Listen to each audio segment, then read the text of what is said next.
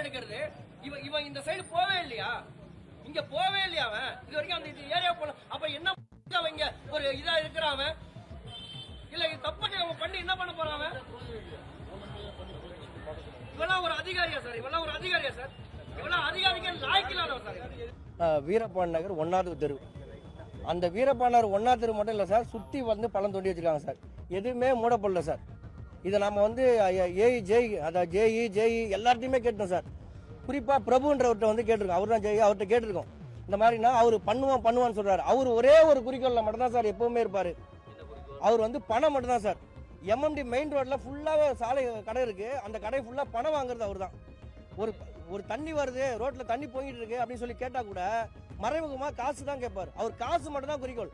அந்த காசு அவர் வாங்கின ஒரே ஒரு காரணத்துக்காக தான் இன்னைக்கு உயிர் போயிடுச்சுன்னு சொல்லுவேன். இந்த பள்ளம் வந்து இன்னைக்கு இல்ல, இந்த பள்ளம் கிட்டத்தட்ட ஒரு மாசமா எப்படி இருக்கு. இப்போ வந்து ஏதோ ஒரு இல்லாதப்பட்டவங்கன்னு சொல்றாங்க, அண்ணன் பாடின்னு சொல்றாங்க. அண்ணன் பாடியா இருந்தாலும் நான் ஒரு ஆம்புலன்ஸ் ஓட்டுறனால சொல்றேன், அது ஒரு உயிர் தான். ஏன்னா இங்க ஒரு சின்ன ஸ்கூல் இருக்கு சார், குழந்தைங்க இப்படி தான் போகுது.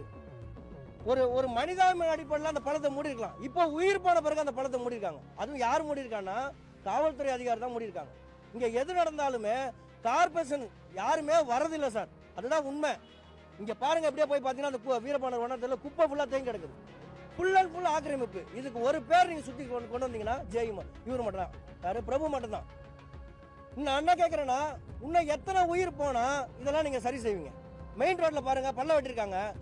ஒரு போதுமான பேரிகார்டு வச்சு அதை மூடணும். என்னங்க இல்ல அதுக்கேற்ற மாதிரி ஒரு ப்ரொடக்ஷன் பண்ணி தரணும். எதுவுமே பண்ணாம இப்ப கூட அப்படிதான் இருக்காங்க. நைட்டு ஒருத்தர் போறா, ஸ்லிப் ஆகி மழையில ஸ்லிப் ஆகி பள்ளத்துல ஊந்துடுறான். இந்த மாதிரி எத்தனை பேர் விழுவாங்க? ஒன்னே நீங்க பள்ளம் வெட்டுறீங்களா, மக்களுக்கு நல்ல செய்ய நினைக்கிறீங்களா, அதை ஒழுங்கா ப்ராப்பரா மூடி எல்லாம் பண்ணுங்க. இன்னைக்கு உயிர் போயிடுச்சு, இன்னும் எத்தனை உயிர் போகுதுன்னு தெரியல.